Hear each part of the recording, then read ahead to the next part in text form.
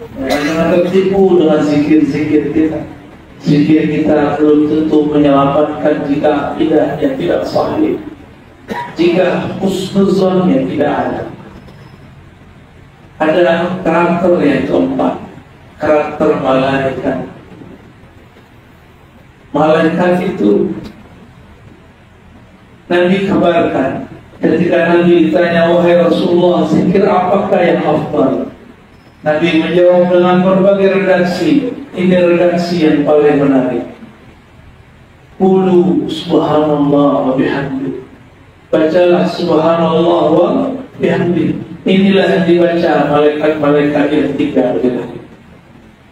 Maka siapa saja yang berzikir, dia sedang menghidupkan karakter malaikat. Tapi hati-hati, malaikat itu tidak makan, tidak minum, tidak kawin. Kalau terlalu banyak mengasuh, mengambil nutrisi malaikat, nanti lupa sama istri, lupa sama anak, lupa makan, lupa kerja. Itulah yang terjadi pada orang yang jos zikir. Kalau tadi jos tasbih, jos bayar, kalau ini jos zikir, ya zikir. Ini yang terjadi pada orang thariqat yang kemudian dia lupa kepada istrinya, lupa kepada dirinya. Dia asik cuma dengan makanan rohaninya, makanan malaikatnya, zikir, zikir, zikir, zikir. Paham maksudnya? Ini versi Imam Ghazali. Ada versi yang lain, versi Nur Muhammad. Di dalam diri manusia ada sisi nur. Nur ini yang akan menyatukan semuanya, yang akan membuat yang tadi menjadi insan yang kawin, insan yang proporsional. Dia tahu kapan saat zikir, kapan saat dakwah, kapan saat tasbih, kapan saat bayar, kapan jaulah, kapan khuruj, kapan dukhul. Dukhul adalah dukhul yang sudah menikah. Baik, Bapak saudara yang makan Allah, Nabi SAW yazkurullah ala kulli ahyan. Setiap saat beliau ingat kepada Allah Subhanahu wa ta'ala. Dengan apakah beliau ingat? Aisyah tidak mengatakan Nabi setiap saat baca nama Allah, tapi qalbunya senantiasa merasa dipandang oleh Allah Subhanahu wa ta'ala. Ruhnya selalu merasa memandang Allah Subhanahu wa ta'ala. Disebutkan dalam hadis qudsi, Allah mengatakan, ana ma'ahu idza dakhal. Jika hambaku sebut-sebutlah, ingat-ingat aku selalu bersamanya. Sebenarnya Allah selalu bersama kita. Kita yang tidak sadar bahwa Dia bersama kita. Maka kapankah orang disebut berzikir jika dia sadar Allah bersama dia? Itulah zikir yang tinggi. Ini yang disebut zikir ma'iyah, zikir kebersamaan bersama Allah Subhanahu wa ta'ala. Apa makna ayat tazkuruni azkurkum? Ingatlah aku ingat engkau. Apakah kita lebih dahulu ingat Allah lalu Allah ingat kita? Betapa tidak sopannya hamba yang baru dicipta merasa lebih dahulu mengingat Allah yang mencipta. Allah itu qadim, lebih awal. Dia telah menetapkan dia ingat kita atau tidak. Sekali Allah ingat kita, dia ingat kita selama-lamanya. Tapi jika sekali kita ingat Allah, mungkin kita lupa lagi selama-lamanya. Itulah perbedaannya. Maka kapan saat Allah ingat kita? Saat kita mengingatnya. Maka sebutlah nama Allah. Sebenarnya sebelum kita sebut namanya, Dia telah menyebut-nyebut nama kita. Itulah makna hadis qudsi. Man dzakarani fi mala'in dzakartuhu fi mala'in khairu minhu. Siapa yang sebut-sebut nama aku di kelompok, di keramaian, Aku akan sebut dia di keramaian yang lebih baik dari mereka, yaitu keramaian malaikat, atau keramaian aulia, atau keramaian syuhada, atau keramaian para anbiya.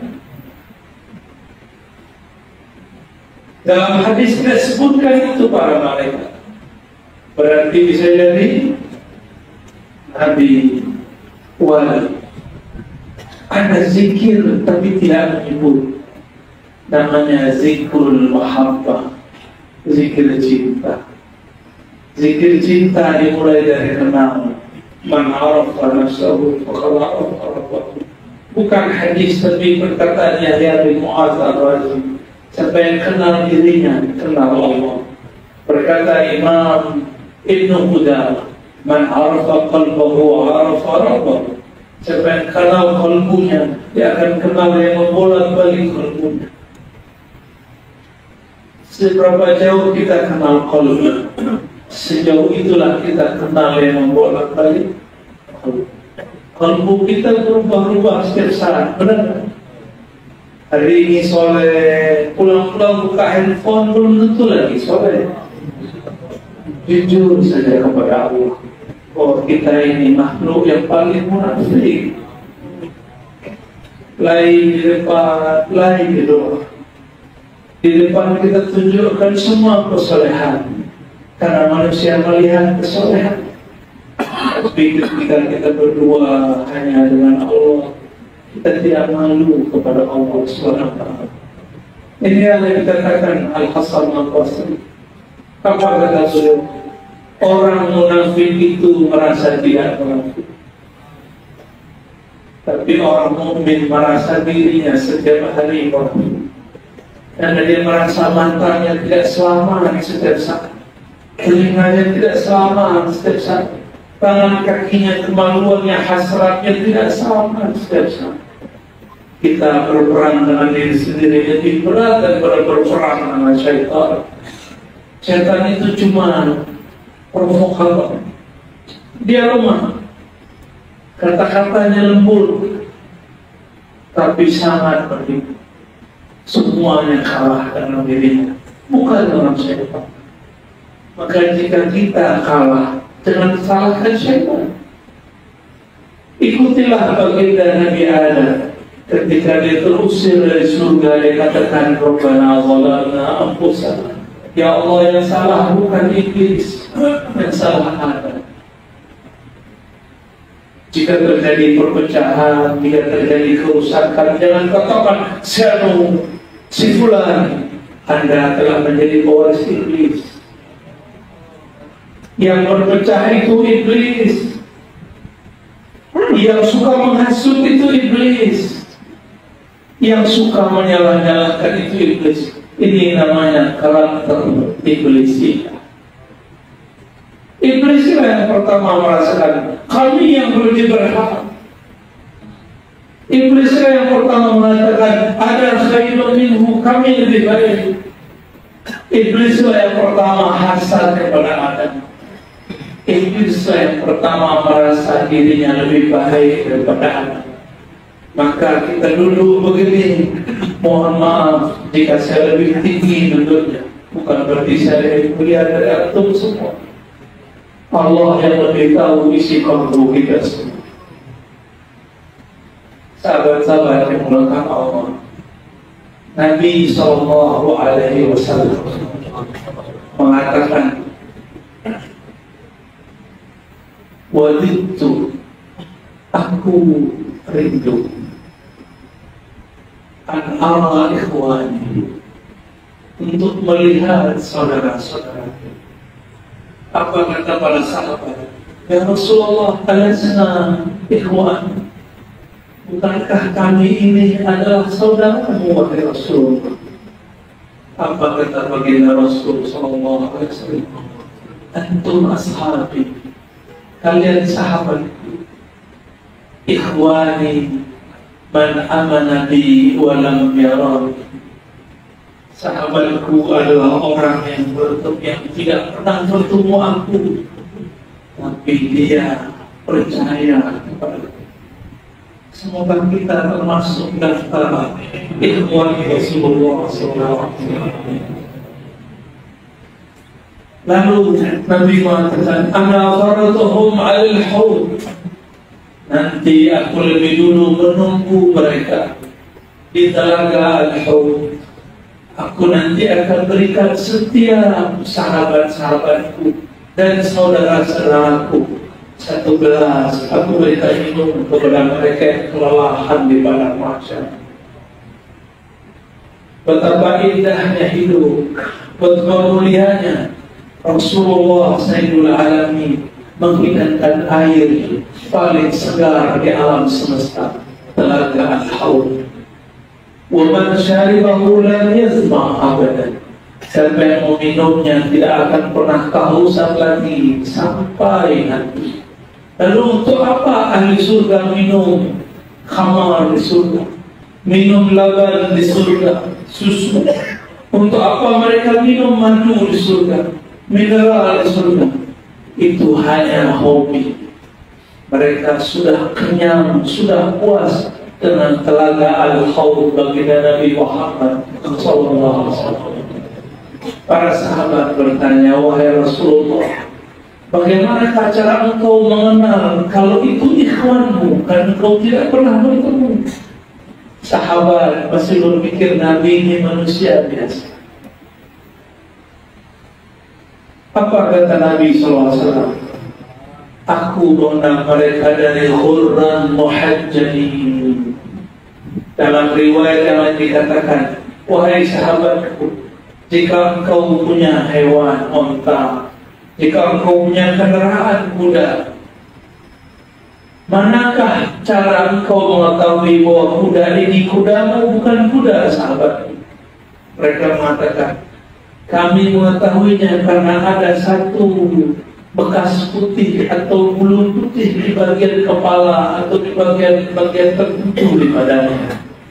Maka Nabi mengatakan, wahai sahabatku, nanti aku akan mengenal ikhwanku karena di wajahnya ada asar wudu, ada bekas berwudu. Maka saya mengimbau semuanya, mari hidupkan dawamul wudu, dawamkan wudu, senantiasa berwudu.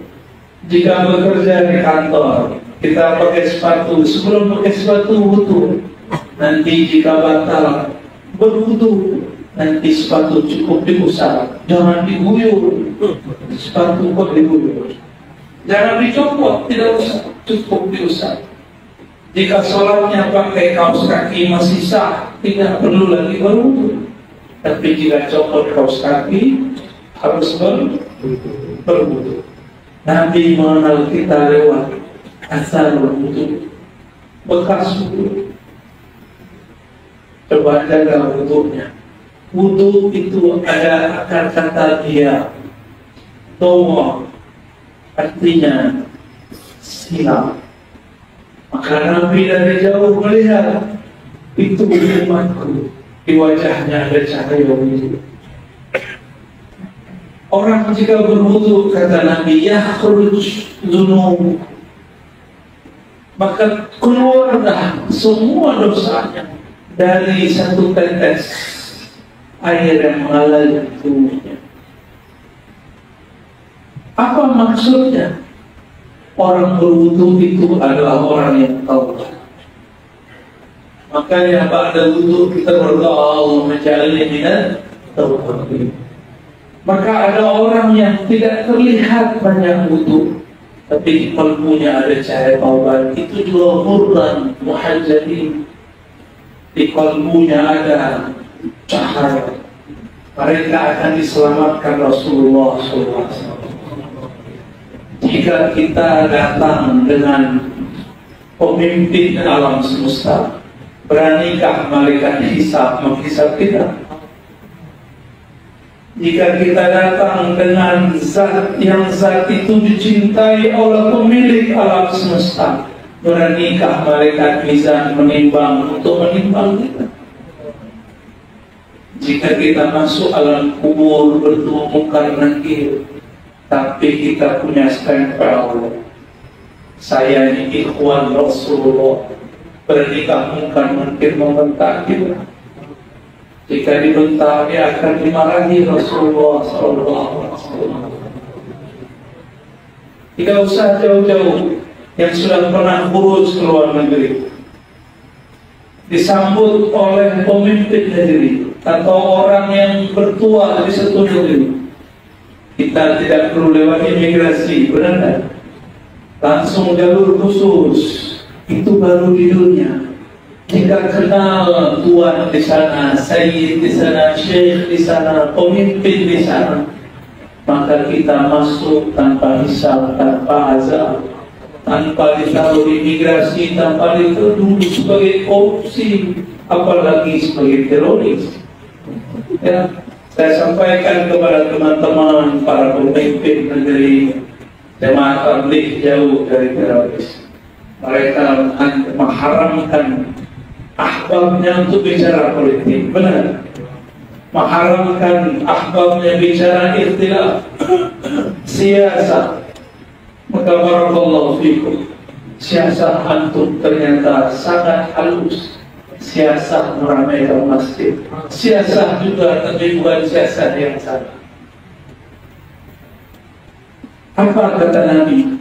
Ana sayyidu waladi Adam yawmal qiyamah. Yang faham sir hadis ini, hadis Bukhari, akan faham kenapa kita perlu kenal Nabi, kenal orang yang kenal Nabi, kenal orang yang membawa ajaran Nabi. Akulah sayyid, akulah pemimpin, akulah raja manusia di akhir ketika di padang mahsyar. Maksudnya apa? Jika kalian punya salam kepadaku, aku selamatkan kalian. Jika kalian sudah berkirim rindu kepadaku, aku akan jemput kalian. Jika kalian ikuti sunnahku zahir dan batin, aku akan jamin kalian. Itu makna hadis. Nanti Rasulullah sendiri yang menjemput kita. Amin ya Allah. Wassalatu wassalamu alaika ya Sayyidina ya Rasulullah. Mohon jadikan kami yang hadir ini, wahai baginda Rasul, orang yang kau jemput langsung tanpa hisab, tanpa azab, tanpa kami disiksa ya Allah, tanpa kami diperiksa ya Allah. Jadikan kami bersama bayang-bayang Nabi-Mu ya Allah. Jika kami tidak dapat memegang tangannya ya Allah, jadikan kami memegang tangan orang yang memegang tangannya ya Allah. Ya Allah, jika kami tidak dapat memandangnya di dunia, jadikan kami mendapat karamah, dapat kemuliaan memandangnya pada mahsyar sana. Ya Allah, isfa'alana bisyafa'atillah. Jadikan kami yang mendapatkan syafaat Sayyid Yaumul Qiyamah, penghulu kami di hari kiamat. Al-Fatihah.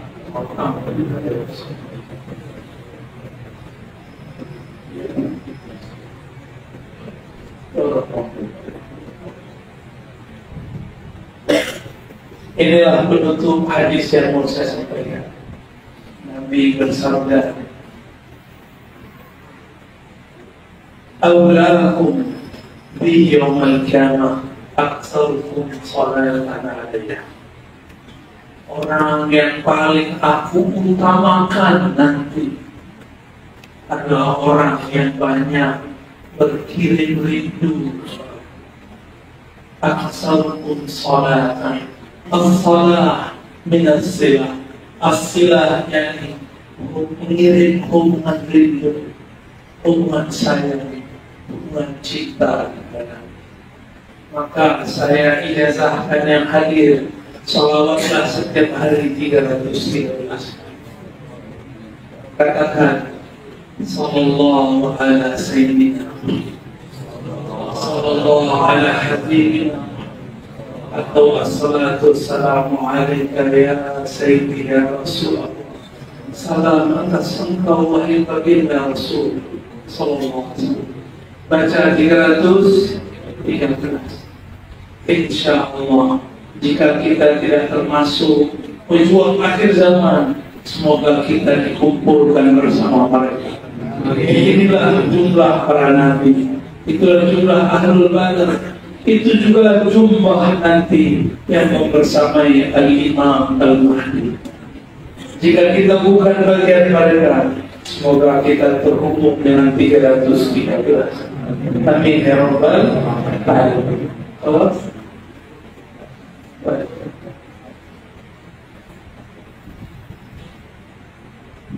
Baik. Bolehkah kami ingin tahu wasilah Buya siapa nama rohani kami? Nama rohani yang tahu cuma Bapak rohani. Saya bukan Bapak rohani, tapi saya diberikan ilmu metodologinya. Bapak rohani punya pewaris. Pewarisnya wali-wali besar. Kadang-kadang saya diizinkan bertemu beliau. Jika Allah izinkan, saya mintakan nama rohani itu. Ya. Kumpulkan namanya semua, nanti dicatat, kirimkan terlibat, pakai ditulis yang bagus. Nanti kita mintakan jika saya bertemu beliau. Ya, insya Allah. Tulis bagus-bagus, ya. Tulis bagus-bagus, penting yang bagus, besar-besar, pakai bin atau bin. Nama rohani itu adalah nama hadiah dari wali-wali Allah. Kalau kita mendapat nama hadiah, seperti kita mau naik pesawat tidak punya nama, bisa berangkat. Kita mau pergi ke luar negeri, mau kurus, nggak punya paspor, bisa berangkat. Maka nama rohani itu sama dengan paspor masuk alam barzakh. Ilmu ini ilmu bid'ah, bukan. Nama rohani dalilnya adalah surat Shaf ayat 6 yang mengkhabarkan nama rohani baginda Rasulullah SAW adalah Ruhullah Isa. Karena dia Ruhullah, dia tahu nama yang memberikan nama dia. Siapa yang memberikan nama Sayyidina Isa? Itulah Abu Ruh, itulah Ummur Ruh. Abu Ruh Sayyidina Muhammad. Nama rohani Rasulullah adalah Ahmad. Inni mubashirun bi rasulin ya'ti min ba'di ismuhu Ahmad. Aku mengabarkan kepada kalian mengenai ada seseorang yang akan muncul di akhir zaman, namanya Ahmad. Maka Nabi Muhammad nama ruhnya Ahmad. Di akhir zaman Al-Imam Al-Mahdi, dia juga adalah pewaris Ahmad. Namanya juga tidak jauh-jauh dari Muhammad dan Ahmad. Tapi nanti akan banyak yang mengaku namanya Muhammad dan Ahmad dan dia mengaku Mahdi. Ternyata dia Mas Mahdi.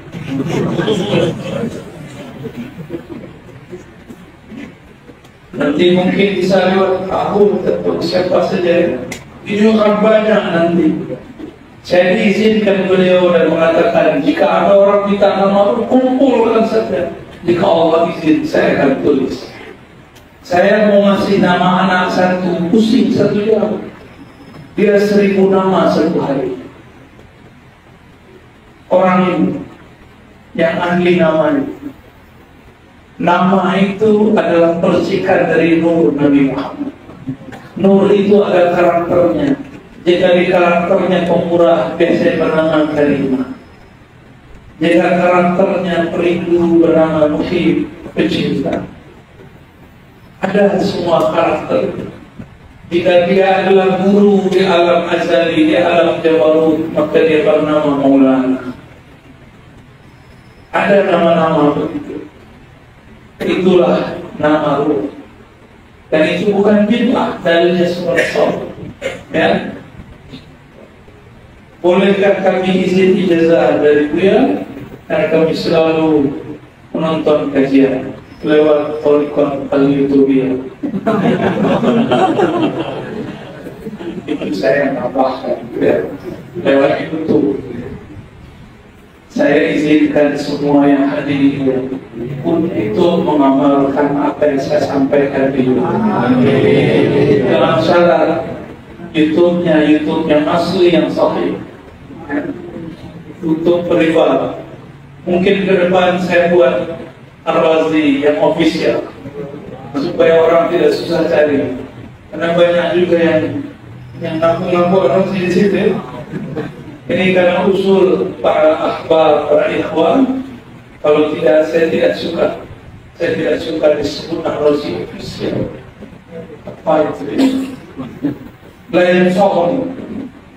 Saya tidak suka yang itu. Tapi karena untuk dakwah kita boleh. Silakan amalkan jika itu berkenan di hati. Kirim Fatihah untuk Nabi, kirim Fatihah untuk guru-guru, salawat kepada beliau sallallahu alaihi wasallam. Insyaallah jalan kita dibimbingnya. Bolehkah kami tahu Buya bertarekat apa? Ini namanya apa? Kepo, kepo. Jadi kepo juga ya. Saya minum dulu ya. Susu bukan sepatu.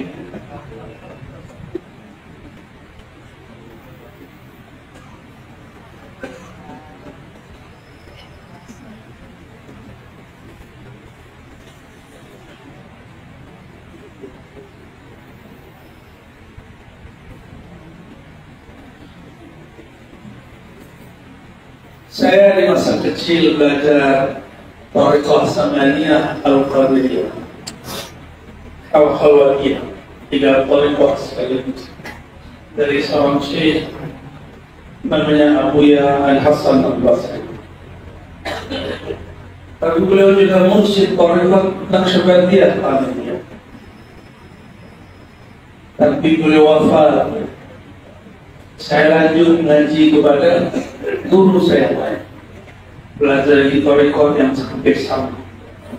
Lalu saya berikut suluk Riyadhah 40 hari, suluk Thariqah Naqsyabandiyah Khalidiyah. Thariqah Khalidiyah Naqsyabandiyah itu mencakup 5 Thariqah: Kubrawiyah, Khistiyah, Qadiriyah, Mujaddidiyah. Itulah yang disebut Naqsyabandiyah Khalidiyah. Lalu saya ikut Thariqah yang lain, Thariqah anti Thariqah. Ada juga dulu, tapi saya udah nggak usah sebut namanya. Thariqah yang membid'ahkan Thariqah saya lama. Saya juga ikut dulu, padahal sudah suluk 40 hari. Masih bisa nyerempet-nyerempet. Tapi yang 40 hari itu saya tidak bisa lupakan. Kami kurangi makan, kurangi minum. Kami cuma berkhalwat 3 orang, satu di sudut, satu di tengah, satu di sudut. Cuma 3 orang. Kami kurangi tidur, kurangi makan, perbanyak zikrullah, perbanyak. Saya hafal surat Sajadah di sana. Ya, jadi waktu Maulana Imam tadi baca, ya, memang saya langsung terkenang waktu saya dulu umur 13 tahun menghafalkan sajadah setiap ada asal. Menghafal tak perlu menghafal, cuma baca. Karena dibaca 40 hari, setelah 40 hari saya hafal sendiri. Nih Bapak Ibu yang otaknya sudah mulai melempem, tidak usah menghafal, baca aja sering-sering. Lama-lama untuk hafal. Tapi istiqomah 40 hari surah An-Naba. Setiap pada subuh atau pada asar, nanti lama-lama hafal. Nanti bingung sendiri, imam baca ruku kita tahu terusan. Di masa-masa itu saya belajar zikir khafi, zikir pejamkan mata, tidak dikunci. Ucapkan nama Allah di dalam qalbu, getarkan nama Allah, iza dzikirallah wajilat qulubuhum. Sebut nama Allah, qalbu bergetar. Disebut nama Allah bergetar lama-lama menjadi lembu menjelang hujan. Itulah bekal saya supaya bisa pulang balik. Karena sudah ikut ajaran anak-anak, saya balik. Kalau karena berkah zikir kofi. Dalam riwayat Imam Baihaqi dikatakan sebuah akar, khairul rizqi ma yakfi wa khairul dhikri ma khafi. Sebaik-baik zikir yang cukup, bukan yang banyak. Banyak tidak cukup sama aja. Sebaik-baik zikir yang tersembunyi. Pencinta selalu ingin punya rahasia dengan kekasihnya. Zikir hobi adalah mahar rahasia antara hamba sang maha kekasih Allah Subhanahu wa ta'ala. Itulah pegangan Kiai Muzairun. Itulah pegangan Maulana Ilyas, Maulana Zakaria. Beliau belajar zikir hobi di kolbu. Cuma mungkin karena beliau sibuk ta'lim, tidak sempat mengajarkan zikir hobi. Setelah saya kemudian dewasa, saya belajar tariqat Qadiriyah wal Naqsyabandiyah. Kemudian belajar lagi tariqat Asy'ariyah. Lalu guru saya mengatakan, guru saya yang salah satu yang wali, kamu itu Syazili, bukan Naqsyabandi. Tapi saya bernaqsyabandi. Iya, itu tariqat Naqsyabandi, tapi rohani mendekat dengan Syazili. Saya pikir-pikir, saya tolak. Bahkan saya ziarah ke kubur Bahadir Shah Naqsyabandi di Uzbekistan. Saya datang, biasanya kalau saya datang ke satu kuburan, ada terasa kontak batin, harum biru. Ini tidak ada. Seakan-akan beliau bilang, saya sedang sibuk dengan anak-anakku yang lain. Engkau bukan anakku. Disitulah mulai saya kemudian mempertanyakan, bagaimana nasib sanad thariqat yang diijazahkan guru kepada saya. Oh, ternyata saya dapat thariqat nafsiyahnya, bukan terdapat thariqat ma'rifat. Saya pikir-pikir lama, ternyata umur 10 tahun saya sudah ngaji hikam. Umur 15, 16 saya mutalaah dan mulazamah ngaji hikam kepada guru saya. Hikam itu thariqahnya Syadziliyah. Maka ketika bertemu dengan seorang guru Syekh Abdul Rahman Azhari, saya ditalkin dan diberikan ijazah oleh Pak Syadziliyah. Kami cuma temu beberapa kali, tapi rasanya saya dibimbing selama bertahun-tahun. Lalu setelah itu saya ketemu lagi mursyid yang lain, mursyid yang dia dekat dengan Sayyidina Bali, yang berguru kepada Nabiullah Khidir. Tapi orangnya misterius, seperti Nabi Khidir ditemui Nabi Musa, misterius. Kadang begini, kadang begitu. Kalau kalbu ini kurang husnuzon, kita akan suuzon kepada beliau. Nabi Musa tidak sabar ketemu Nabi Khidir. Sudah ketemu tidak sabar bantah Nabi Khidir, benar kan? Maka jangan salahkan antum nanti kalau ketemu wali-wali Khidiriyah, pasti akan minta. Maka jangan minta aneh-aneh. Cukup ketemu wali-wali biasa dulu. Jangan minta ketemu Nabi Khidir dulu, takut malah ingkar dia. Siap? Halas? Halas. Saya rasa cukup ya. Jadi sekarang thariqah saya thariqah apa? Semua thariqah yang bersambung kepada Nabi, itulah thariqah saya. Maka saya cinta kepada semua ahli sufi. Saya cinta kepada semua orang yang bersanad kepada Rasulullah SAW. Di kolbu ini sudah tidak ada lagi sekat-sekat thariqah. Semua thariqah adalah thariqah. Semua mursyid adalah mursyid. semua murid adalah sahabatku. Mari cintai semua orang walaupun berbeda. Wassalamualaikum warahmatullahi wabarakatuh. Saya salam. Oh, bagi kumpul dulu.